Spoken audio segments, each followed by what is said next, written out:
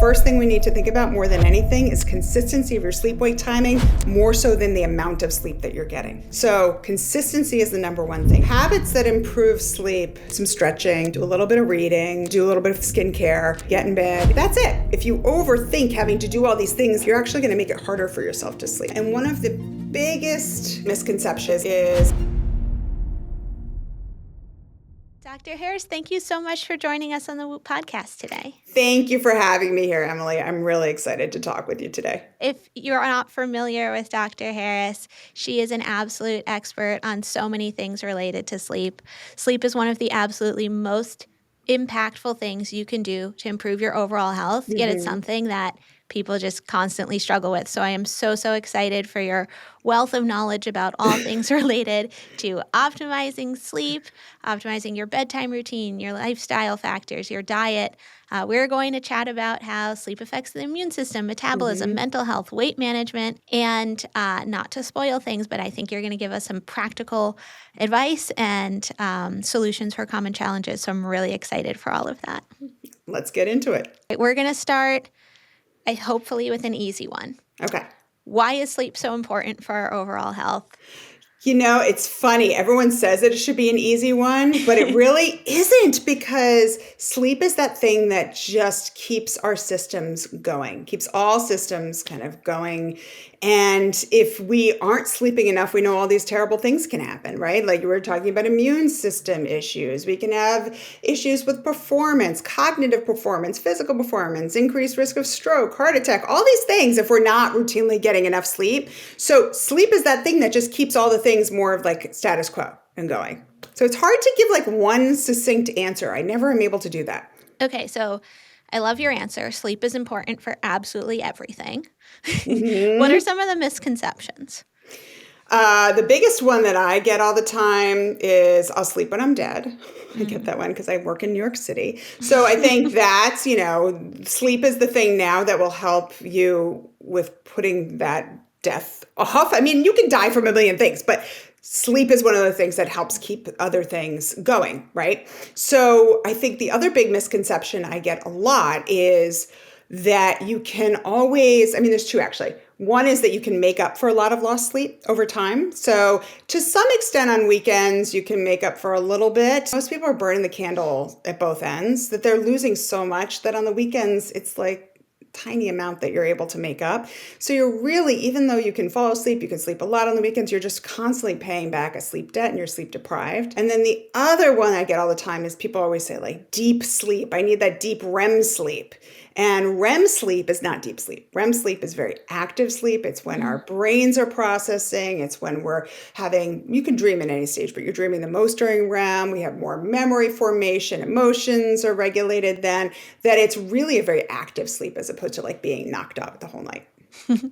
Yeah, I started studying sleep, I guess, back in 2009. And this realization that like during REM sleep, like you're so active that your body has to paralyze you. Yes.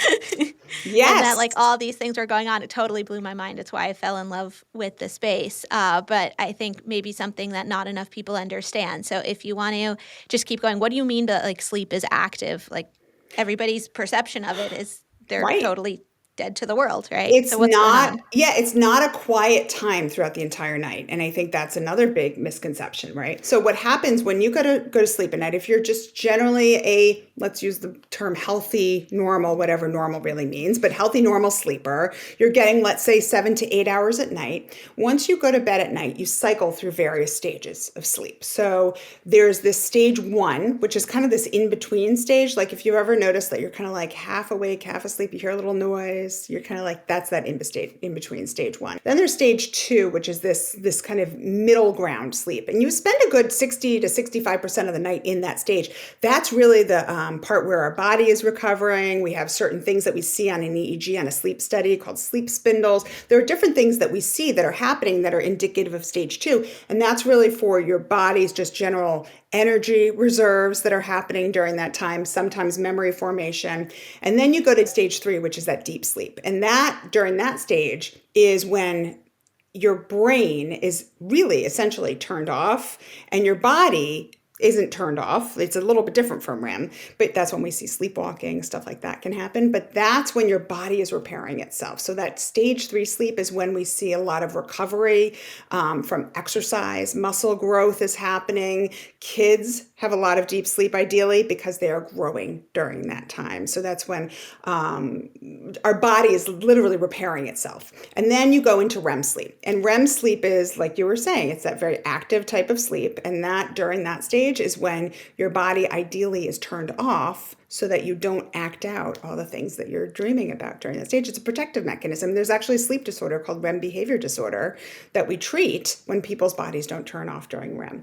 So you go through all that cycle, then you have a quick awakening. Usually most people don't know that they're awakening. Then you go back to sleep, rinse and repeat 4 to 6, 4 to 7 times a night. And you have more deep sleep the beginning third of the night and more REM sleep later on at the night, which is why people tend to remember their dreams closer to waking up, and they feel like their sleep is a bit lighter, closer to awakening in the morning. So you just talked a little bit about how, the different stages of sleep are distributed differently throughout the night Yes. and have different benefits. If I really care about getting smarter, can I do anything to make more REM sleep? If I really care about getting buff, can I do anything to get more slow wave sleep? How do people think about that? Yes, to some extent, although it's hard to like spot treat specifically. But there are things that we are often doing that might be then changing up our sleep staging. So one thing could be just inconsistent sleep wake patterns, right? If you're someone, for example, teenagers, right? They have early school start times and they want to sleep later a lot of the times. So what we're doing for those teens is we're cutting off REM sleep because they're getting up so early to go to sleep or to go to school. So they're losing out on that memory formation, that emotion processing part because they have to get up early to go to school. So sometimes it's just the timing of our sleep and getting more consistent sleep that's aligned with what our bodies naturally want to do. Other things could be things like nicotine, alcohol. Those are things that can influence how much REM you're getting, usually decreasing it. Deep sleep is often influenced by the amount of sleep or the amount of time in sleep that you're getting. But the other thing to think about for a lot of these sleep stages is also we take a lot of medications sometimes. So some people are on medications for anxiety, for depression, and some of these medications can change up the staging of the sleep as well. And sometimes people get very fixated on something saying, well, it says I don't get enough REM sleep, but they're not thinking about the entire picture of what they might be drinking or medications they're taking. And sometimes the benefit of taking, let's say, like an SSRI might overpower or outweigh the REM sleep. So we always think about it kind of in relation to everything else. You can spot treat it, but not always. Yeah, so it sounds like you can't super intentionally juice these things, but you can likely accidentally do things that it's going to make it much harder to get into those restorative stages. Exactly. Yep. And Uh, also, sorry to interrupt, sleep disorders. So certain things will sure. impact sleep, like sleep apnea. So many people don't want to think about their sleep apnea, and we see it a lot in people who are certain types of athletes, bodybuilders, we see it a lot, football players. But that can drastically influence the kind of REM sleep for a lot of people or deep sleep that you're getting. Yeah, and sleep apnea is a tricky one. Something like 80% of sleep apnea is undiagnosed. And so, Yeah. what should people think about there, given that it's so commonly missed? What I always encourage people to do is to try to table the idea that you have to be an older male who's obese or overweight because that couldn't, I mean, yes, that puts you at a higher risk, but that is not something that is for everyone. So if you're someone who has tried all the basic sleep hygiene stuff in general, you're limiting the alcohol, you're trying to keep a consistent sleep wake schedule, and you've been doing that for a few weeks, I would always encourage you to talk with your doctor about it. And then if you notice you're having pauses in your breathing, if you wake up a lot to use the bathroom at night, you wake up with headaches in the morning, you have a dry mouth, those are all symptoms. Or if you feel like your sleep's just not refreshing, those are all possible symptoms. But you don't have to be a loud snorer to have sleep apnea. It gets missed, especially in women, all the time. It gets missed in women because they're less likely to snore. They are less likely to either snore or report that they snore, or the snoring is much quieter. So it might not be heard as much, and it might just not be there. It might Mhm. just be little pauses. And women will often report feeling tired, or sometimes their mood is down more so than excessive sleepiness where they're falling asleep all the time. So it can look a little different. And we see the rates of sleep apnea get closer to equal as women start to reach perimenopause. And we're talking like late 30s and 40s. So I can't tell you how many people I've seen over the years who are thin, fit women that are starting to go through perimenopause, and it turns out that they have sleep apnea that's causing some of their sleep problems. What is it about perimenopause that triggers sleep apnea? The changes in progesterone and estrogen, the lessening of that tends to, first of all, for some people, it can cause more weight gain, right? So, Mm. especially in the midsection, sometimes in the neck. And also, it causes a loosening of your airway and your muscles in your body. So, when you have a loosening of your airway and your muscles, you can snore a little bit more, have more of those pauses in breathing, and then you get more sleep apnea. Okay, so there's some very good practical tips in here because I Yes. think that people should be aware that this goes undiagnosed very often and that there are real Hmm. consequences of sleep apnea, even in that kind of undiagnosed Yeah. phase. If you are feeling very tired or even falling asleep during the day, if you've noticed Hmm. changes in your mood, especially if you're at that age of menopause or perimenopause, Yep. worth asking your doctor about it. For sure. How would you start that conversation with your doctor? I would say something like, I've tried all the basic sleep hygiene stuff. I've Hmm. limited my caffeine, limited the alcohol. I'm keeping it consistent. And I still don't feel like my sleep is restorative enough. Or I have a lot of awakenings at night. And I don't know if sometimes you can have insomnia Hmm. and sleep apnea. Sure. But if you just don't feel like your sleep is restorative, you have to make the case for that. And if your doctor just keeps telling you, well, limit the alcohol, find a different doctor. Yeah, but there's a really good tip in there too, which is first you want to try the Yeah, caffeine and alcohol because that's where your doctor's going to dismiss you first. And exactly. then if you've ruled that out, Yeah. I usually say push like on give it like it. 2 or so weeks. If you don't Mhm. see any gain in 2 weeks, like don't keep torturing yourself. Go and push on it for Oh, sure. I like that because that's not even terribly long. No. So you'll see this pretty quickly if Yeah. it was purely a caffeine or alcohol issue. Yeah, All you right, should. I love that. Good. Let's keep going. So we were talking a bit about some of the habits that can be detrimental to sleep. What are some of the habits, especially maybe ones that people don't think about as much, that can improve the quality of your sleep? The number one thing I do, and I've said this a little while ago, is I think consistency in your sleep wake Hmm. timing. It doesn't have to be, I think people get too rigid with the idea that you have to get up at exactly the same time, but within about an hour of the same time is really, really important. There was a whole consensus paper that came out just about I would say a year ago at this point by some very, very big sleep researchers. And they actually said, and I totally agree with them on this, that the first thing we need to think about more than anything is consistency of your sleep wake timing, more so than the amount of sleep that you're getting. So consistency is the number one thing in my book. And then we also want to think about things that we're doing in the middle of the night, right? So many people are like watching a clock in the middle of the night, and then they start training themselves to be getting up in the middle of the night. So I'm a big fan of keeping everything quiet, dark, cool, comfortable, trying to limit the distractions in the middle of the night because we're so used to like checking our phones now. Just trying to keep that consistent timing. And I think if you can do those things and also just allow for a little bit of time to quiet your brain down, sleep shouldn't be like an on-off switch where you pass out.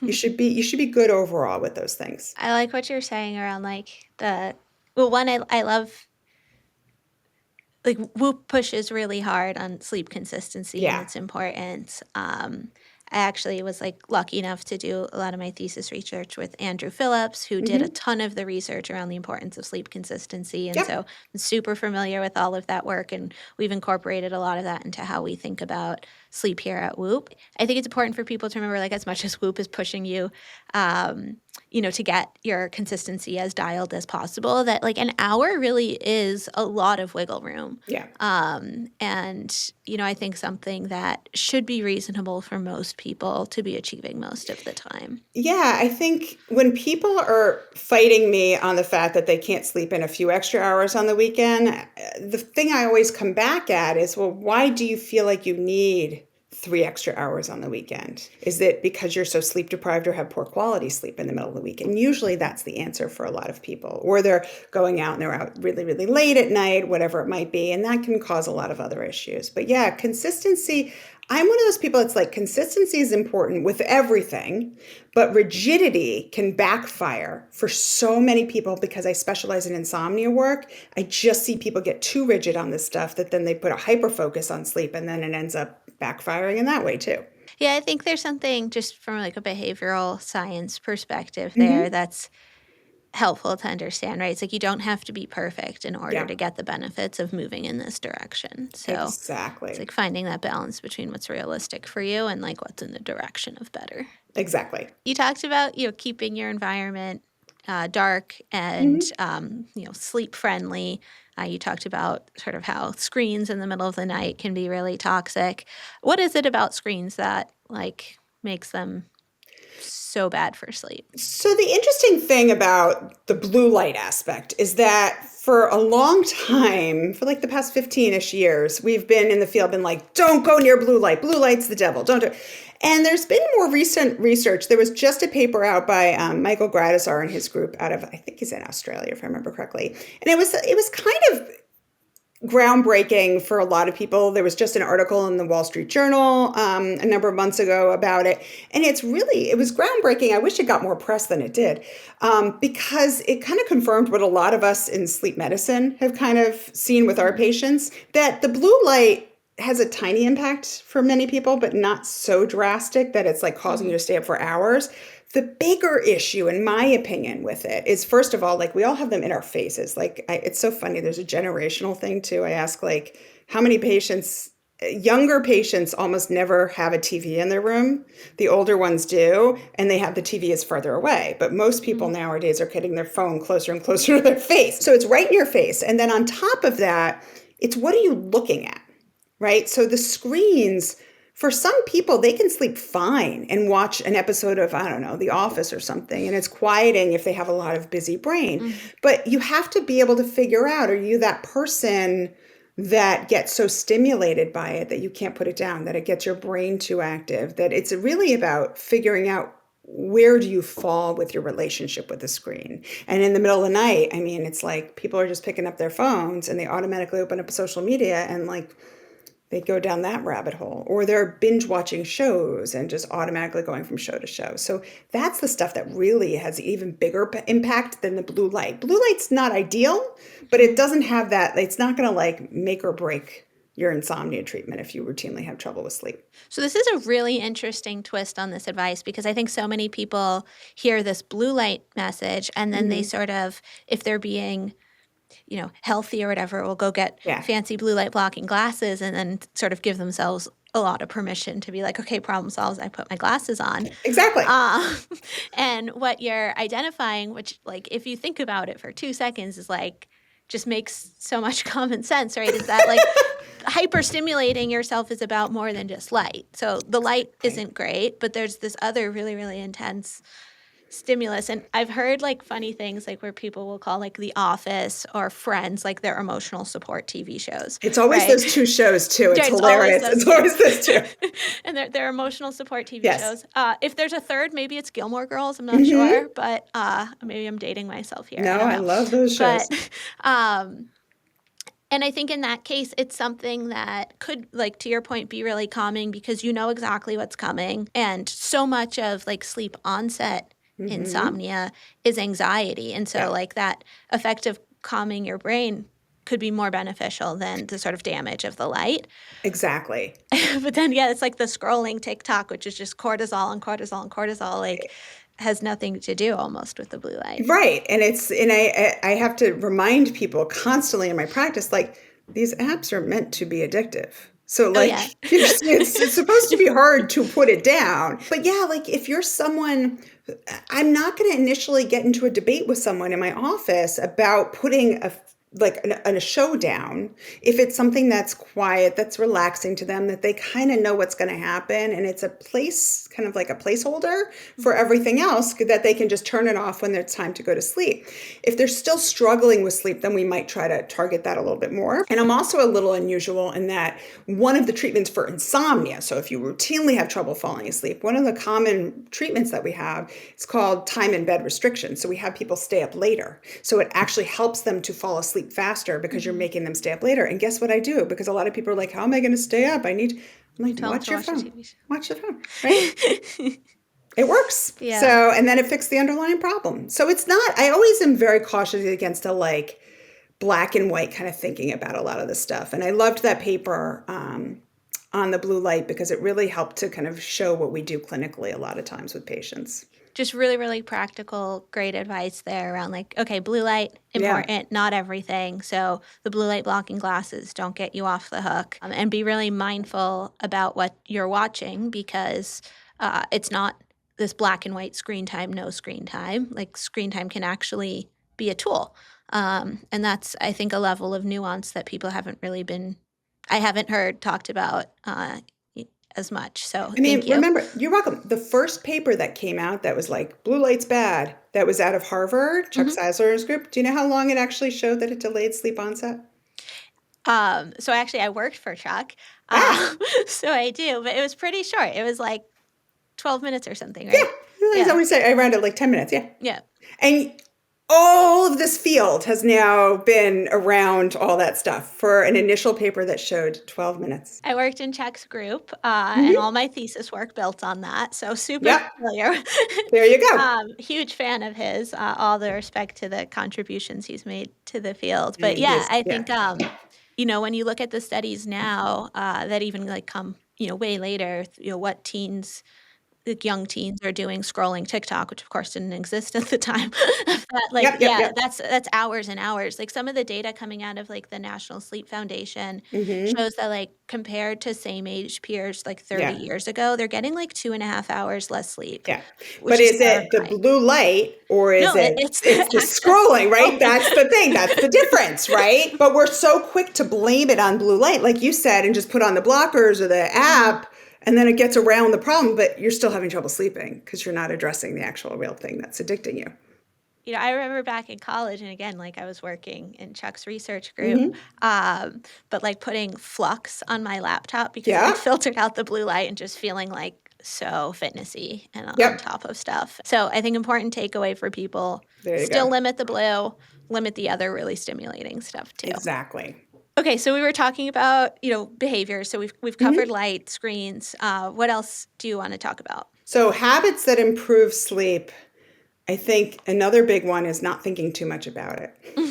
Is that a weird one? No, I It's a love weird it. one. But it's like the psychologist in me, and I think most behavioral sleep medicine experts would also agree, is that the more you think about it, the more you're actually going to make it harder to sleep. So if you're someone who generally doesn't have trouble sleeping, but you're not sleep deprived, you don't put that much thought into it, right? You might have a little bit of a routine before bed that helps to signal it's time to wind down and go to bed. Like I always do some stretching, do a little bit of reading. I get in bed. It's nothing.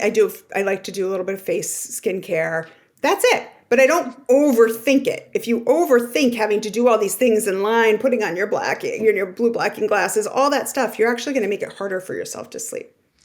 I really like that because I feel like so much of the like sleep hygiene advice is around this idea of ritualizing sleep and all of this stuff. And then I guess the other thing that's challenging is the worst thing you can do if you don't want somebody to think about something is say, don't think about this. So what are some of the ways, that like practically, what does it look like to take that advice?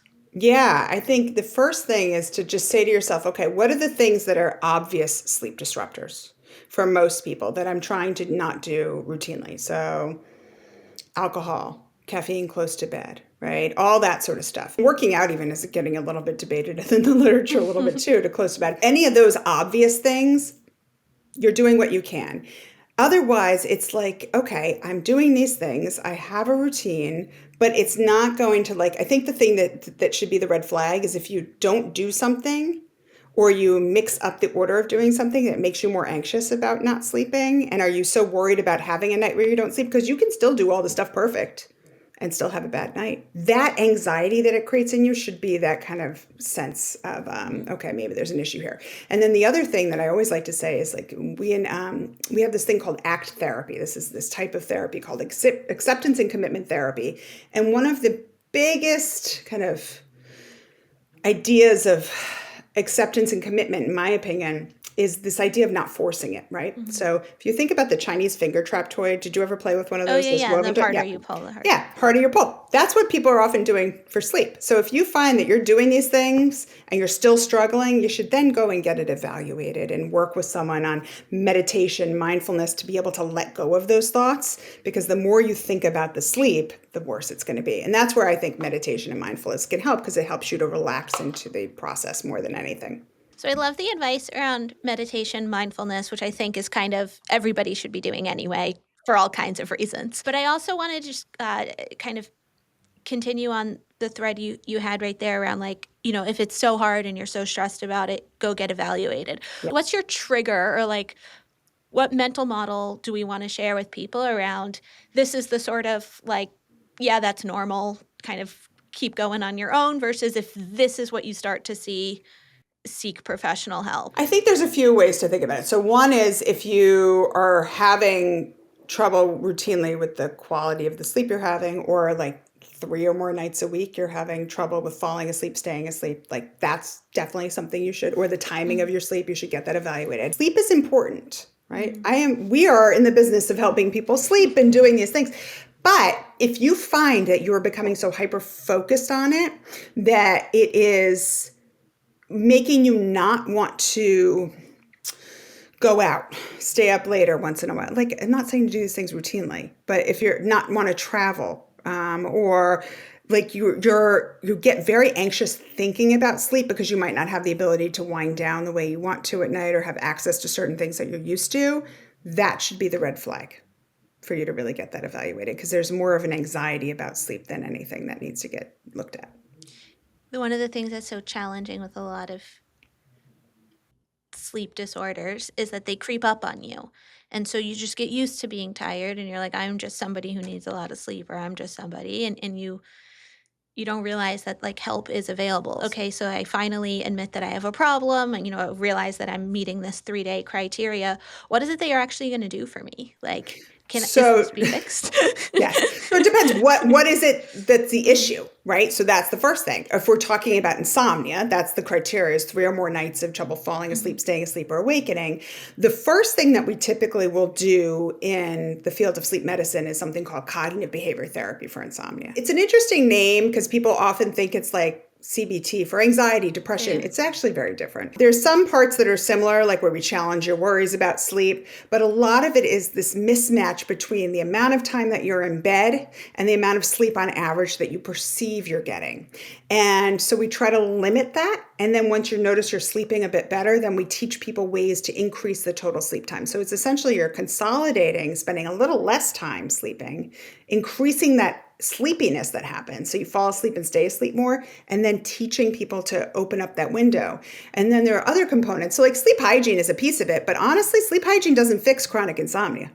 It just doesn't. Granted, if someone's drinking a 2-liter bottle of soda before bed with caffeine, good luck with that. But in most cases, most people have tried that stuff. It's kind of the control in a lot of studies. We do that just to make sure you're doing the stuff generally. Then there's also this idea of getting out of bed if you're really anxious in bed. So if you're trying to force sleep to happen, if you're lying there, that finger trap, right? I have to sleep. If that's happening, you're getting anxious, get up, go sit somewhere else and just pass the time. It's not going to be finding something to make you sleepy. It's just passing the time so you're not lying in bed worrying about it. And then we'll also build onto it some ways to challenge your thoughts about sleep, meditation, sometimes some relaxation. But the biggest components are really the getting in and out of bed if you're anxious, and the limiting your time in bed. That's called sleep restriction. I hate the name, but it's called sleep restriction. It works very well for a lot of people. It's not an easy treatment, but it's the most effective treatment for insomnia ahead of medication. And it works really, really well for a lot of different people. So we usually start there. Okay, super helpful to understand all of that. And I think, if people are listening to this and they feel like they're hitting that three Yeah. day mark. You just said that's the clinical Yeah. criteria for insomnia, and there is treatment out there. So don't ignore that. But also to add to that, Emily, is that I like that criteria. I mean, yeah, it doesn't have to be hard and fast 3 days, but I like that criteria because what it suggests to people is that it is also normal to have a bad night here and there. That's a key, right? Like some of my patients think that I have like perfect sleep every single day. I'm like, no, I'm a human being. So yeah, take into account if you notice things going in the wrong direction, talk with someone, and it doesn't have to be medication. That's not the first thing that we usually do with a lot of people nowadays. Yeah, I think that's helpful too. I feel like increasingly people don't want to be medicated. And so if they just think that going to the doctor means I'm going to get an Ambien prescription and, that feels like scary or too like, oh, my sleep's not that bad. It's really helpful to be aware that there's all kinds of non-medication, non-pharmacological options out there. Yeah, that even outshine the medication. That's the Oh, crazy even part. better. Yeah. Most people don't know about it. So yeah, I highly recommend people look into it.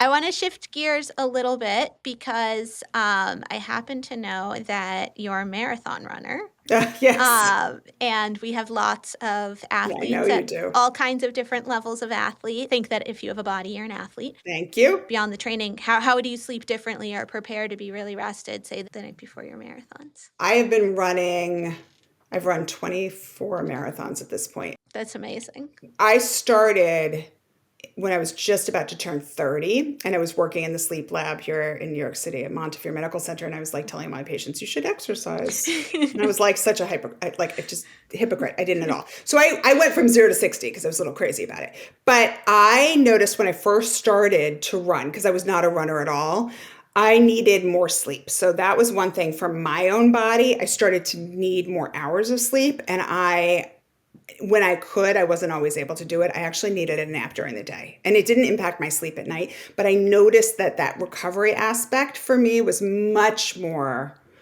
needed. So that was one big thing. And then as I've run more and more, it's interesting. When I was in like my later 30s, I didn't really feel like I needed more sleep. I was so used to it that I just it just became the norm for me. But then now that I'm like I'm full on in like perimenopause in my later 40s, I'm noticing that the same kind of run, I'm getting more tired. So I need to take that nap sometimes in the afternoon as long. And it doesn't impact my nighttime sleep. So that's important for me.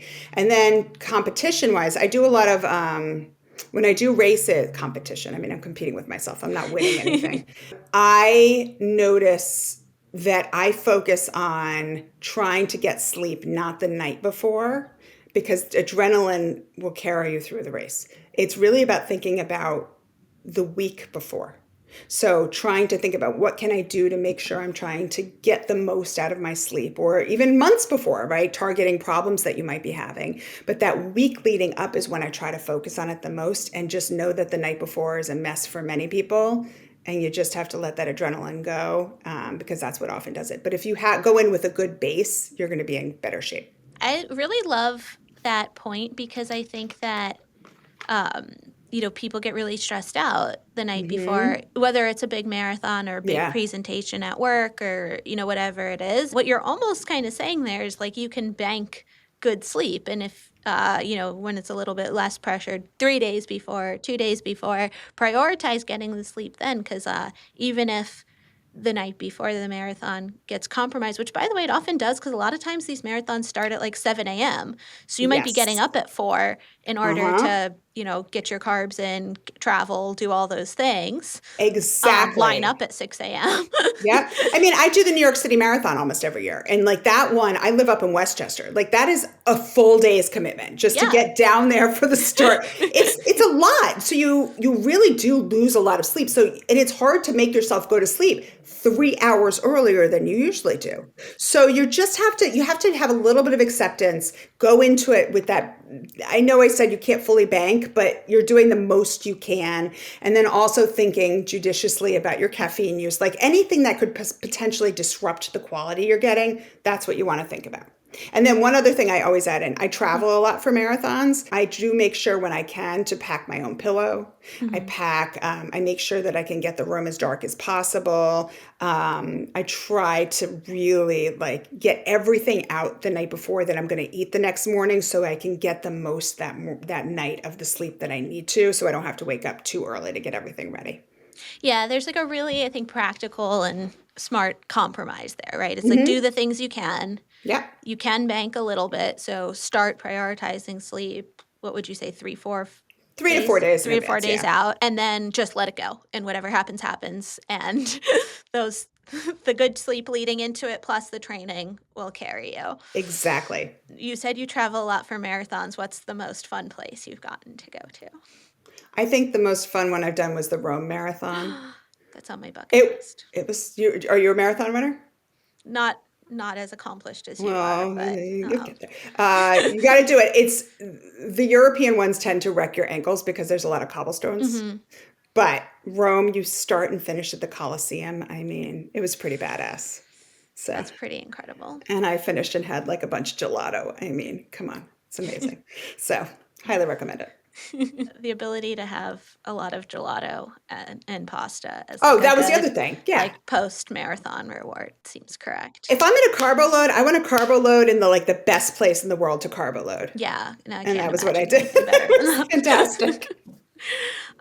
Yeah, no, my husband's family's Italian, so we spend a good amount of time over there, There and you go. definitely would be the place I would choose to carbo Do load. it. I think a lot of people are looking for, the easy, quick fix type stuff. Are there things, maybe just rattle off a few if you have them, Hmm. but if there's one thing that, we could get all these listeners to do tonight, what would Yeah. it be? Um, I have two answers. Can I give you That's two? okay. I'll take Okay. 5. So the first one that no one ever wants to hear me say is start meditating today. And it's not about doing meditation to fall asleep to. That's not the point. It's about doing something during the day or evening where you're practicing, just you have something to listen to and you let your brain wander and you bring it back. And it's the bringing it back which will help you at night when you have a busy brain eventually to be able to let things go and say, okay, this is not helping me. Let me just go to sleep. So if you can start today, the best time to start meditating was yesterday. So if you Yeah. start that today, you will build in a better practice down the road. So that's number one. And then number two, I would say is just try to give yourself a little bit of a buffer of if you are someone who's like, I never have any time to wind down, I'm going with my family, I work and then I have family and then I have to go to sleep. Try to give yourself at least 5 minutes just to decompress, right? 5 minutes, write things down, get some stuff out of your brain, because otherwise, the minute your head hits the pillow, you might be so sleepy you fall asleep, but you might wake up in the middle of the night and have everything still there. Mhm. So try to just give yourself that 5 minute buffer. And if you can do 5 minutes, maybe work to 8 and then kind of work your way up so that you get to like ideally 30 minutes. I'm like, I would love an hour, but I think that's unrealistic for a lot of people.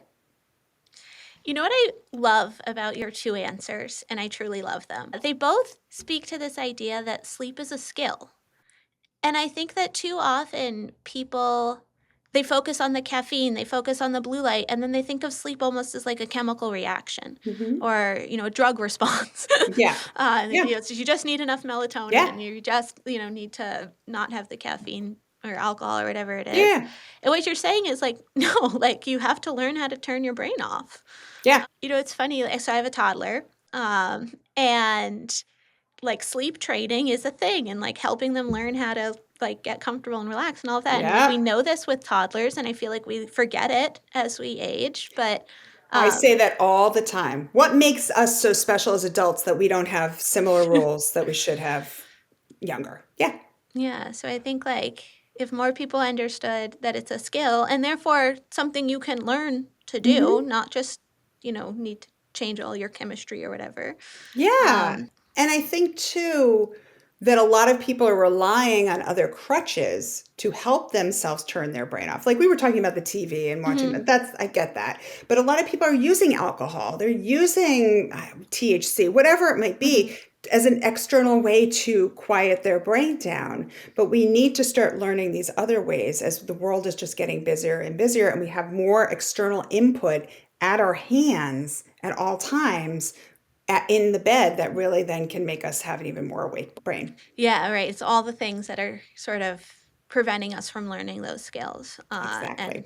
distracting us from practicing them. So you talked a lot about meditation. I also love that you talked about practicing meditation during the day. I think people don't give enough credit to the fact that like good sleep is kind of like an all day thing, Yeah. Yeah. and setting yourself up. Well, we talk about meditation in the sleep medicine field more so of mindfulness meditation, Mhm, right? So when your brain wanders, you bring it back. And I always think of that like a strength rep when you're doing strength training. So every time you wander, the goal is not to focus the whole time. mhm. It's when you wander, it's bringing it back. So you're doing a strength rep, you're making your brain stronger so that at night when you want to let go of those thoughts, you are stronger from your daytime practice. That's how you have to think about it with the meditation. You're putting in the work so that you'll see the benefit at night. I also just love how accessible it is, right? Like you can Yeah. practice this for free in whatever 5 minutes. You can do it when you're, at a red light Yep. driving. People um, overcomplicate mindfulness meditation all the time. I'm like, you don't even need 2 minutes. Start with 2 minutes if you can't do five. And the yep. apps are good because it just gives you something to focus on. But Mhm. whatever, it doesn't matter. You can make anything into a mindfulness exercise. Before I wrap, is there anything like really interesting that you think would just tie this up nicely? The thing to think about with like the trackers, like Whoop and Mhm. everything. I mean, I love the trackers and I think they totally have a place, but I want you to think about the relationship you have with it. So if you're starting, like we were talking about, if you're someone who starts to be very anxious Mhm. because you have insomnia, then I would recommend seeing someone to help you work on the insomnia because that's probably a separate issue that needs to get addressed. And letting go of thinking about your sleep is actually going Mhm. to help you in the long run for that. Are you a Whoop wearer? Do you know I if you am not. I Oh, I no. need to. I All know. right, we'll have to send you one. Oh my God, I Um, would love that. I would love to try. it would be our pleasure to send you one. Thank you. All right, so the thing that I'd love to just end on, because Yeah, this is the Whoop podcast after sure. all, is how can wearable sleep trackers and Whoop in particular be helpful in all of this, and how do you think about that, in your clinical practice? I think for a lot of people, trackers are fantastic because we are in a world where there are many people who don't make sleep a priority. They don't think about it, or it's that last kind of thing where they go to bed and they just pass out because they're so sleep deprived. So I think that the trackers, if you're someone who's burning the candle at both ends, you don't think about your sleep, I think the trackers and the wearables will help to highlight maybe just how sleep deprived you are and things that you can do to improve the quality or consistency of your sleep. Other side, which I see sometimes in my practice, are the patients who have really entrenched insomnia and they are buying a lot of trackers. They're overly thinking about their sleep. And like we were talking about earlier, the finger trap, right? So by looking at the data, is the data actually helping you to change your relationships with sleep? Are you someone who's putting too much emphasis on sleep? That's a separate problem. And if that's doing that for you, then maybe put that to the side for a bit, work with someone, and then you can revisit it when you have a different relationship with sleep. Yeah, I do very strongly resonate with the first part of what you were saying around people not being aware of how big of an issue it is. When Yep. we first started, um, putting Whoop on people outside of employees, we Yeah. started with Harvard athletes because Yeah. sort of that's where Whoop came from. It was like you have these, type A Harvard students, and we were like giving them like a C at sleep. They'd never been told that they were bad at anything.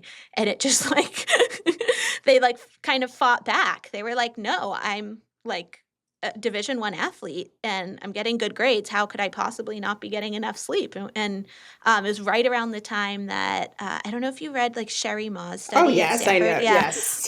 was coming out, and it was like, The free throws. Yeah. yeah, athletes getting, Yep. those 10 and a half hours of Yep. sleep, like, are seeing more benefit, even if they weren't reporting being sleepy. And it was just totally mind blowing to, the research community, to anybody, just that how much sleep you actually need. And that if you let yourself listen to this advice, because it Yep. is deeply grounded in science and there's good science there, Yeah. you will feel better. And so I think it's been honestly like one of the things that I'm the most proud of is how many people we've gotten to get more sleep and to realize that sleep matters. But I also appreciate the kind of healthy caution on the other Yep. side of if it's just becoming a source of anxiety for you, Yep. then you need people like you more Yeah. structured support.